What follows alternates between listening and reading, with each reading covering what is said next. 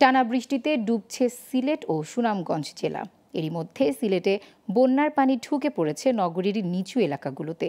এতে 15টি এলাকার প্রায় 10,000 মানুষ হয়ে পড়েছে পানিবন্দী। বন্ধ হয়ে গেছে দোকানপাট ও ব্যবসা প্রতিষ্ঠান। আর সিলেট জেলা জুড়ে পানিবন্দী হয়ে পড়েছে প্রায় 4 লাখ মানুষ।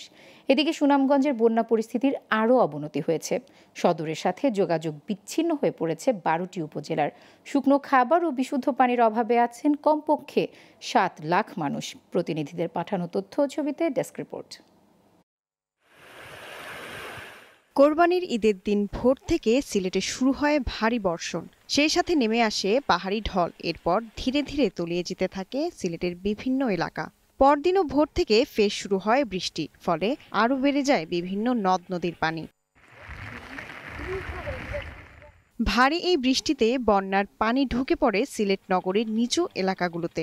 এখন পর্যন্ত 15টি এলাকার প্রায় 10,000 মানুষ হয়ে পড়েছে পানিবন্দী। বন্ধ হয়ে গেছে দোকানপাট ও ব্যবসা প্রতিষ্ঠান। এতে চরম দুর্ভোগে পড়েছে নগরবাসী।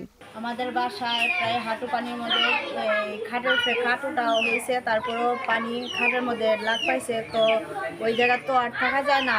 কেউ তো গড়ে উড়ে বড় ওই পানি, তখন আর কুস্তই পাওয়াও গেছে না, মানুষ বড় অসহায় আছে।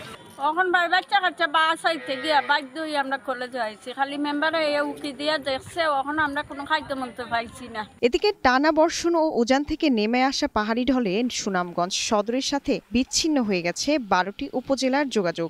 ঘরবাড়ি ও রাস্তাঘাট ডুবে যাওয়ায় আশ্রয় কেন্দ্রে ছুটছে পানিবন্দী মানুষ। প্রায় 7 লাখ মানুষ শুকনো খাবার ও বিশুদ্ধ পানির অভাবে ভুগছেন। আমরা তো আপনি দেখা বাবা কিছু বাতাই যাচ্ছি না। আমরা ভাই একবারে অনেক কিচ্ছু না, একবারে নিঃস্ব হয়ে গেছি। আমি আপাতত আমরা মানে খালি দানটা লইয়া আছি।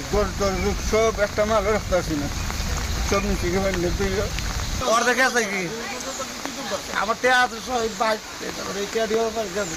বর্তমানে সুরমা সহ বেশ কয়েকটি নদ নদীর পানি বিপদসীমার উপর দিয়ে বইছে। আর আগামী 24 ঘন্টায় ভারী বর্ষণ হওয়ার সম্ভাবনা রয়েছে বলে জানিয়েছেন পানি উন্নয়ন বোর্ডের এই কর্মকর্তা। আগামী 24 ঘন্টা একটা মাঝারি ধরনের বৃষ্টিপাত হবে, তবে এবং 24 ঘন্টা পরে ভারী থেকে অতি ভারী বৃষ্টিপাতের পূর্বাভাস রয়েছে।